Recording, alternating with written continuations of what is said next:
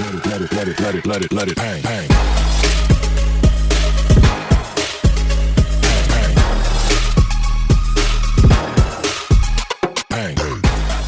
নমস্কার বন্ধুরা, আজকে আমি ওল, আলু আর চিংড়ি মাছ দিয়ে তরকারি করে দেখাবো।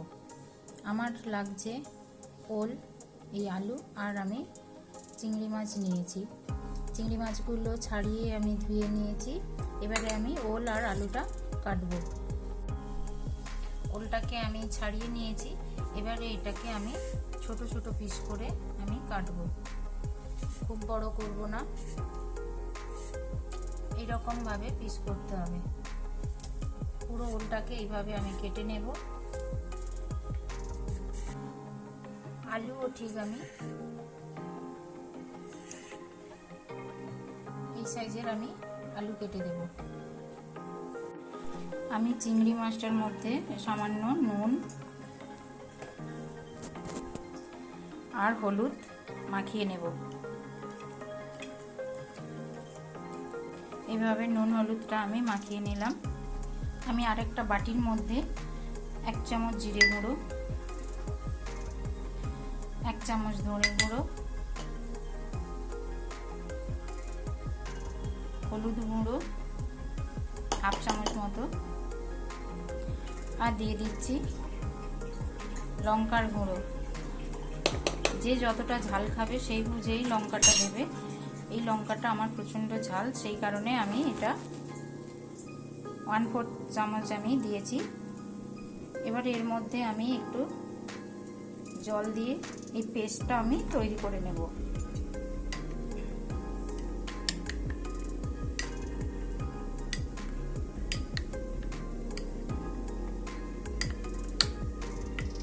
পেস্টটা আমি তৈরি করে নিলাম। কড়ার মধ্যে আমি তেল দিয়ে দিলাম। এইভাবে তেলটাকে আমি একটু কড়ার চারিদিকে করে নিচ্ছি, তার কারণ এর মধ্যে আমি চিংড়ি মাছটা দিলে আটকে যাবে না। আমি চিংড়ি মাছগুলো নুন হলুদ মাখানো ছিল, সব চিংড়ি মাছগুলো ওর মধ্যে দিয়ে দিলাম। দিয়ে এইভাবে নেড়ে চেড়ে নেব। চিংড়ি মাছগুলো দিয়ে কিন্তু এইভাবে নাড়তে থাকবে, না হলে কিন্তু চিংড়ি মাছগুলো একদম শক্ত হয়ে যাবে। চিংড়ি মাছগুলো যে কোনো তরকারিতে চিংড়ি মাছ দিলে সেটা যদি একদমই ভালোভাবে ফ্রাই করো তাহলে একদম শক্ত হয়ে যায়, ওটা খেতে ভালো লাগে না। এইভাবে নেড়ে নেড়ে দেখো চিংড়ি মাছগুলো আমার ভাজা হয়ে গেছে। এবারে আমি মাছগুলোকে তুলে নেব।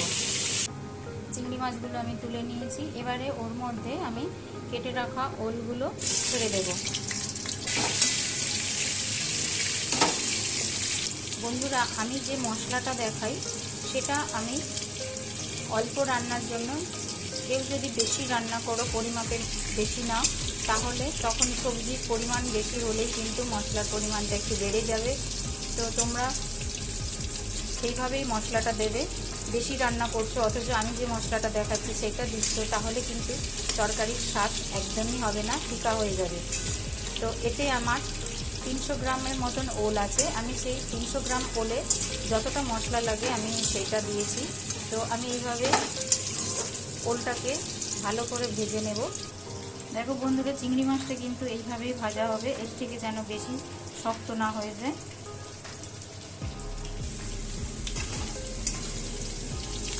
ওলটা আমি 3 মিনিট মতো গ্যাস হাই ফ্লেমে দিয়ে 3 মিনিট মতন আমি দেখো ভাজা হয়ে গেছে, ভেজে নিয়েছি। তো এইবারে আমি ওলগুলোকে আমি আর নাড়িয়ে নেব না, এগুলোকে আমি কড়ার এক সাইড করে এইভাবে ছড়িয়ে দেব। ছড়িয়ে দিয়ে এর মধ্যে আমি সাদা জিরে ফোড়ন দিলাম আর দেব 2টো তেজপাতা।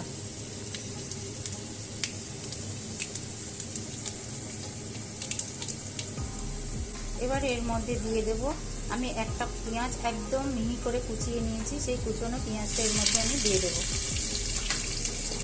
দেখো পেঁয়াজটা আমার ভাজা ভাজা হয়ে এসছে। এবারে আমি এর মধ্যে এভাবে আস্তে আস্তে মিডিলটাতে নাড়াচাড়া করলে দেখো আমার একটাও ওল নেড়ে আসছে না। এইভাবে নাড়াচাড়া করে পেঁয়াজটাকে ভেজে নিতে হবে। আমি এবারে দিয়ে দিচ্ছি এর মধ্যে 1 চামচ আদা রসুনের পেস্ট।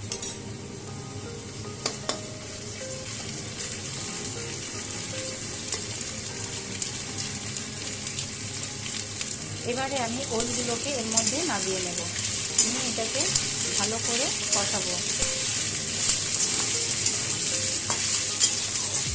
এবার এর মধ্যে দিয়ে দেবো আলুগুলো, কেটে রাখা আলুগুলো এবারে আমি এর মধ্যে দিয়ে দিলাম, দিয়ে এটাকে ভালো করে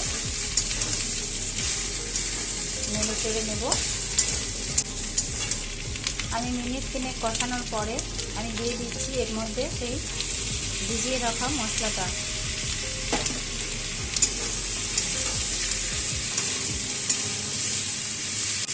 আমি এবারে দিয়ে দিচ্ছি স্বাদ মতো নুন।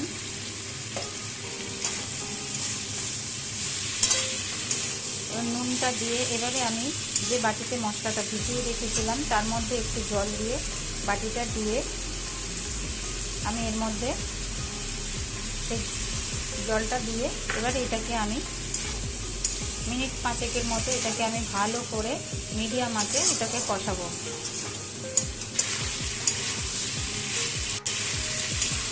আমি প্রায় 5 মিনিট ধরে এটাকে কষালাম।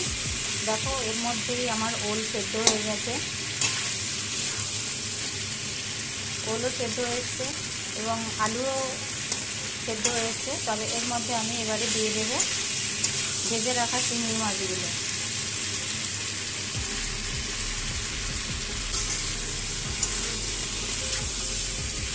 ভেজে রাখা চিংড়ি মাছ দিয়ে আমি আরও 1 মিনিট কষিয়ে নিলাম। এবারে আমি দিয়ে দেবো এর মধ্যে জল।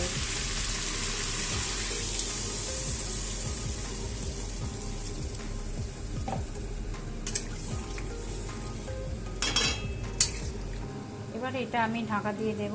তার আগে আমি এর মধ্যে সামান্য একটু চিনি দেব, সামান্য চিনি আমি ছড়িয়ে দিলাম, দিয়ে এবারে আমি ঢাকা দিয়ে দেব।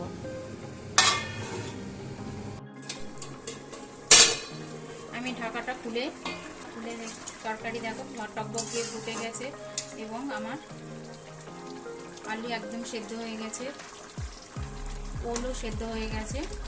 তো এবারে আমি দেব, এতটা ঝোল আছে, এটাতে এতটা ঝোল থাকবে না। আমি এর মধ্যে এবারে দেব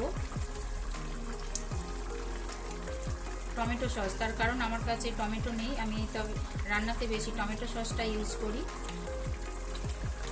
টমেটো সস দিয়ে এবারে এটাকে খানিকক্ষণ ফুটিয়ে নেব, নেড়ে চেড়ে এটাকে আমি ফুটিয়ে নিলাম।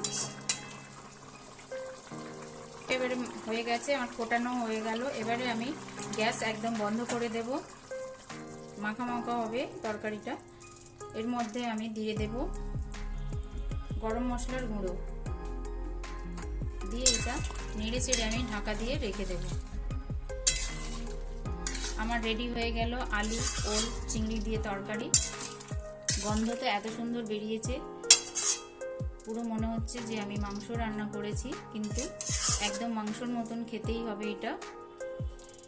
তো বন্ধুরা, আমার রান্না তো রেডি।